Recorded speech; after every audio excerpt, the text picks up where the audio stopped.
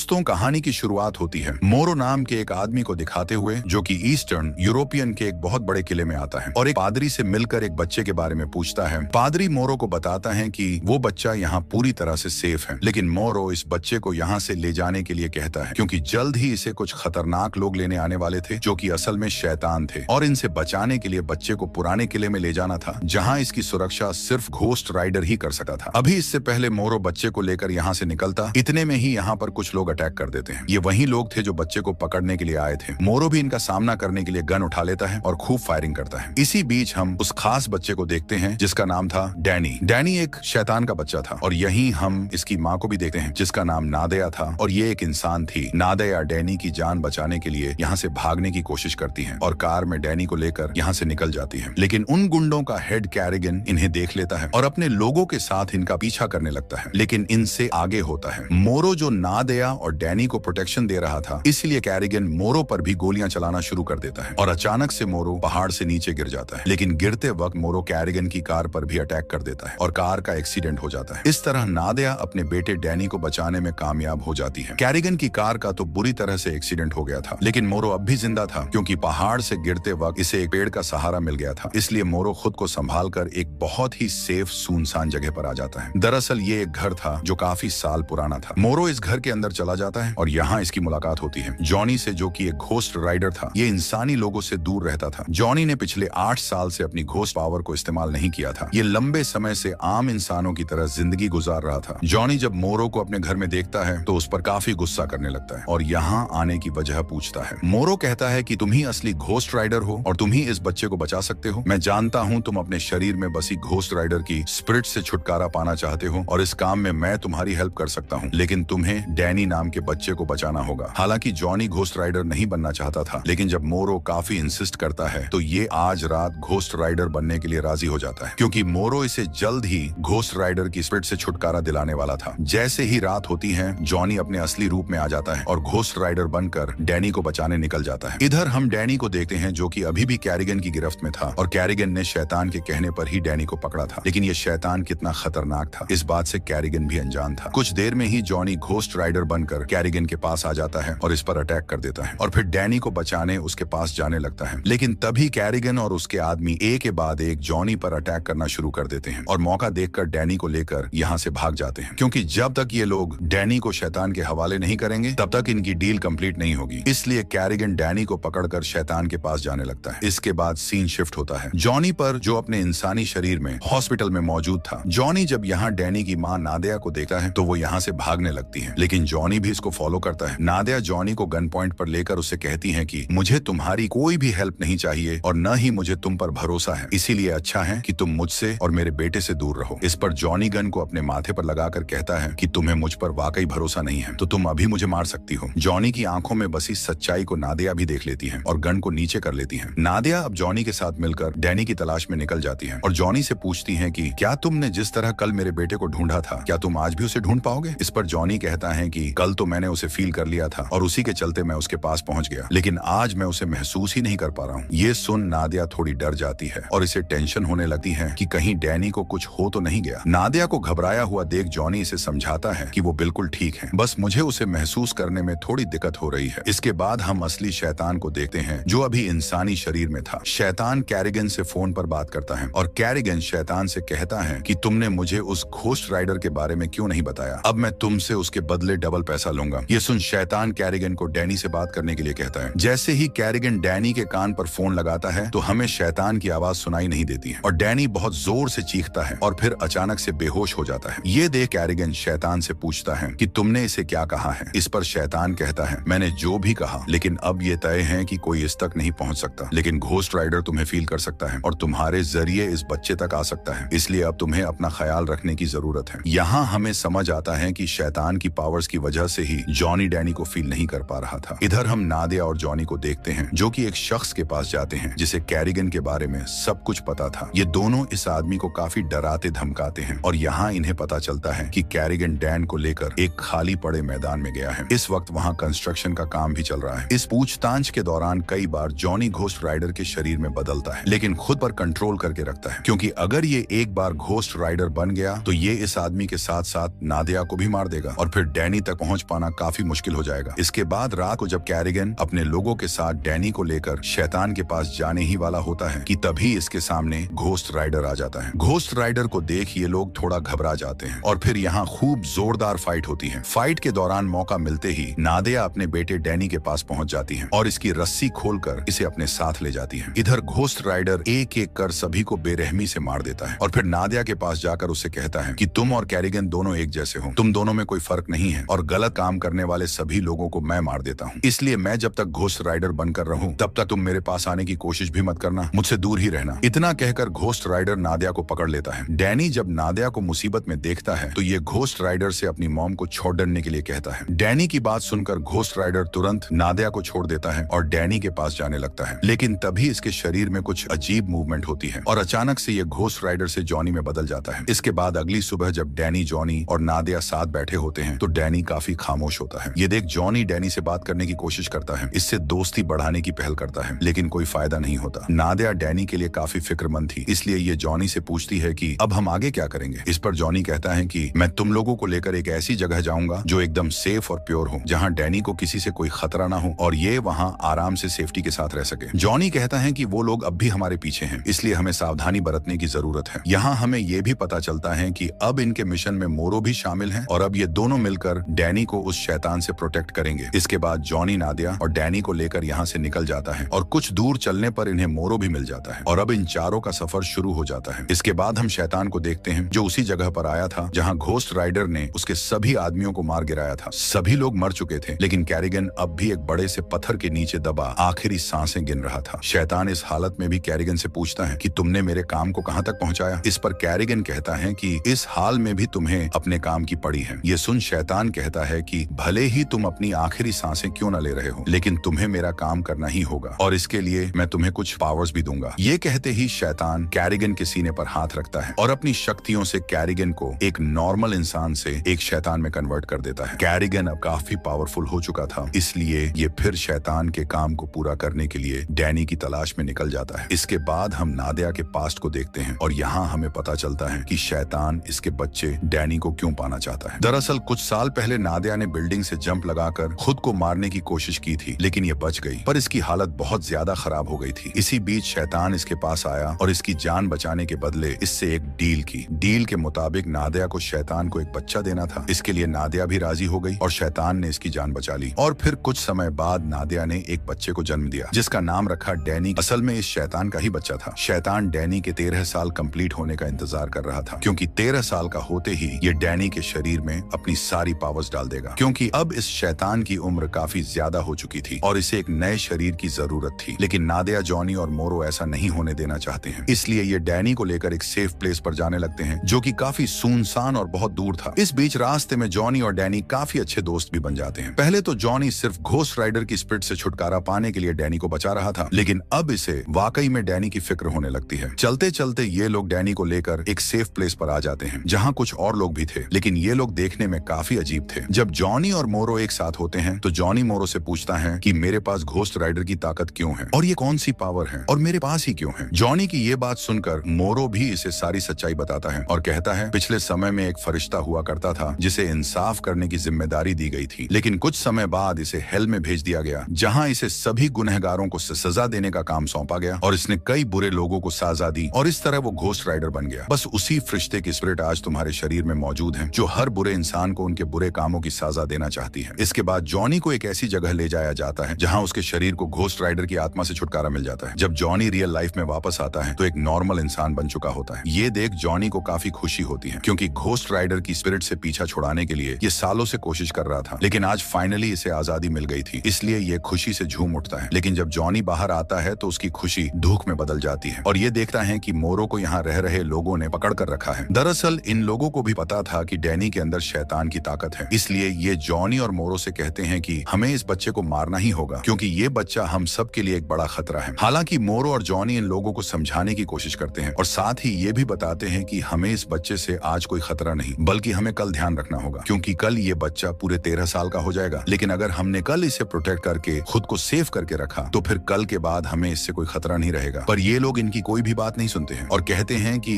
जब तक ये जिंदा है तब तक ये हमें नुकसान पहुंचा सकता है, इसलिए हमें इसे मारना ही होगा। ये कहते करते हुए ये लोग डैनी को बाहर लेकर चले जाते हैं और इसको एक बड़े से पत्थर पर लेटा देता है। एक शख्स हाथ में बड़ी सी तलवार लेकर डैनी की तरफ बढ़ता है और बस डैनी का गला काटने ही वाला होता है कि तभी यहाँ कैरिगन आ जाता है। कैरिगन शक्तियां मिलने के बाद पहले से काफी ज्यादा पावरफुल हो चुका था, इसलिए ये अकेले ही एक एक कर सभी लोगों को बेरहमी से मार देता है और जल्दी से डैनी को लेकर यहाँ से भागने लगता है और आखिरकार डैनी को लेकर शैतान के पास आ जाता है। शैतान जब डैनी को देखता है तो बहुत ज्यादा खुश होता है क्योंकि डैनी उसी का बच्चा था। शैतान डैनी से बहुत ही प्यार से बात करता है। शैतान डैनी से कहता है कि देखो अब मैं कितना बूढ़ा हो चुका है, जबकि तुम काफी एक्टिव, जवान और तेज हो। तुम्हारे शरीर में एक तरफ इंसानी ताकतें हैं और दूसरी तरफ शैतानी ताकतें, इसलिए तुम बहुत ज्यादा ताकतवर हो। दरअसल डैनी की मां नादिया एक इंसान थी जबकि पिता शैतान, इसलिए डैनी के शरीर में दोनों ही ताकतें थी। शैतान ये सब डैनी को इसलिए बता रहा था क्योंकि बातों ही बातों में ये डैनी के शरीर में अपनी सोल और पावर्स ट्रांसफर कर सके, जिसके बाद ये और ज्यादा पावरफुल हो सकता था। इसके बाद शैतान डैनी के शरीर में एक खास ड्रग इंजेक्ट करता है जिससे डैनी काफी बेसुध सा हो जाता है और फिर शैतान के आदमी इसे लेकर एक खास जगह पर आते हैं जहां रिचुअल परफॉर्म करके शैतान की पावर्स को ट्रांसफर करना था। इसलिए डैनी को यहाँ लाने के बाद सब लोग कुछ मंत्र वगैरह पढ़ने लगते हैं और रिचुअल परफॉर्मेंस शुरू हो जाता है। जैसे जैसे रिचुअल आगे बढ़ता है डैनी पोसेस्ड होता जाता है और इन लोगों के साथ मिलकर इनके बोले गए वर्ड्स रिपीट करने लगता है। इस तरह डैनी पूरी तरह से इनके कंट्रोल में आ जाता है और शैतान भी यही सेम वर्ड्स दोहराने लगता है। वहीं दूसरी तरफ हम मोरो, नादिया और जॉनी को देखते हैं जो कि इस लोकेशन पर आ चुके थे। मोरो और जॉनी किले के अंदर जाने का फैसला करते हैं जबकि नादिया बाहर खड़े रहकर इन्हें प्रोटेक्शन देने का काम करती है और साथ ही शैतान के लोगों को एक एक कर शूट भी करती है क्योंकि ये इन दोनों का रास्ता रोक रहे थे। इस तरह तीनों प्लानिंग करके डैनी को बचाने के लिए तैयार हो जाते हैं। इसी बीच मोरो जॉनी से कहता है कि तुम डैनी के पास जाकर उसे यहाँ लेकर आओ, मैं तब तक इन लोगों को देखता हूँ। मोरो की बात मानकर जॉनी उसी जगह पर आ जाता है जहाँ रिचुअल परफॉर्म किया जा रहा था। जॉनी देखता है कि ये रिचुअल तो लगभग पूरा हो चुका है, इसलिए जॉनी बिना देरी किए जल्दी से शैतान के पास पहुंच जाता है और इसे एक जोरदार पंच मारता है। अब क्योंकि शैतान की उम्र ढल चुकी थी, शरीर काफी कमजोर था, इसलिए ये एक पंच में ही जमीन पर गिर जाता है। जॉनी अब डैनी के पास जाकर उसे जल्दी से यहाँ से निकलने के लिए कहता है, लेकिन डैनी कोई जवाब नहीं देता बल्कि अब भी इन्हीं लोगों के साथ होता है। जब ये जॉनी की तरफ देखता है तो जॉनी का हाथ अपने आप ही मुड़ने लगता है। इतनी ही देर में शैतान उठकर जॉनी पर अटैक करता है जिससे जॉनी काफी दूर जाकर गिरता है। वहीं दूसरी तरफ हम मोरो को देखते हैं जिसके सामने कैरिगन था। कैरिगन की पावर्स के सामने मोरो कुछ नहीं कर पाता क्योंकि कैरिगन अब पूरी तरह से शैतान बन चुका था और अपनी इन्हीं शक्तियों से कैरिगन मोरो को मार देता है। इसके बाद कैरिगन जॉनी के पास आता है और इस पर अटैक कर इसे पकड़ लेता है। जॉनी डैनी को समझाने की कोशिश करता है और कहता है कि बेटा तुम एक शैतान नहीं बल्कि इंसान हो, इसलिए तुम खुद को संभालने की कोशिश करो। लेकिन जॉनी की बातों का डैनी पर कोई असर नहीं होता बल्कि डैनी शैतान के पास जाकर उससे कहता है कि आपने मुझे अपना बेटा कहा, अब मैं भी आपका बेटा बनकर दिखाऊंगा, जैसा आप चाहते हैं मैं बिल्कुल वैसा ही बनूंगा। ये कहकर डैनी जॉनी के पास जाता है और अपने मुंह से आग निकालता है जो सीधे जॉनी के मुंह पर जाकर लगती है। आग के कांटेक्ट में आते ही जॉनी की घोस्ट राइडर की पावर वापस आ जाती है और कुछ ही मिनट में जॉनी पूरी तरह से घोस्ट राइडर वाला रूप ले लेता है। ये देख शैतान और कैरिगन डैनी को अपने साथ लेकर यहाँ से जाने लगते हैं और इनको कई सारे लोग प्रोटेक्ट भी करते हैं, लेकिन घोस्ट राइडर इन लोगों का पीछा करता रहता है और एक एक कर सभी लोगों को मार गिराता है। इसके बाद घोस्ट राइडर कैरिगन को भी खत्म कर देता है और अब इसका निशाना था शैतान पर। घोस्ट राइडर अपनी चैन शैतान की गाड़ी में फंसा देता है और इसे अपनी तरफ जोर से खींचता है जिससे शैतान का बैलेंस खराब हो जाता है और गाड़ी पलट जाती है। शैतान कार से बाहर निकलता है और तभी घोस्ट राइडर इसके पास आकर इसे अपनी चैन से बांधता है और इसे ऊपर हवा में उछाल देता है और फिर जोर से जमीन पर मारता है जिससे शैतान जमीन की गहराई में चला जाता है और यहीं इसका खात्मा हो जाता है। इतने में ही नादिया यहाँ आ जाती है और घोस्ट राइडर डैनी को गोद में उठाकर नादिया को दे देता है और फिर ये एक नॉर्मल इंसान में बदल जाता है। जॉनी के हाथ से अब नीले रंग की आग निकल रही थी जबकि ये पहले लाल रंग की थी। ये देख जॉनी समझ जाता है कि उसके पास अच्छी पावर्स आ गई हैं। जैसे ही जॉनी अपना हाथ डैनी के चेहरे पर लगाता है, डैनी होश में आ जाता है और इससे पूछता है कि क्या हम जीत गए। इस पर जॉनी कहता है हाँ हम जीत गए हैं। इसी के साथ ये मूवी यहीं खत्म हो जाती है।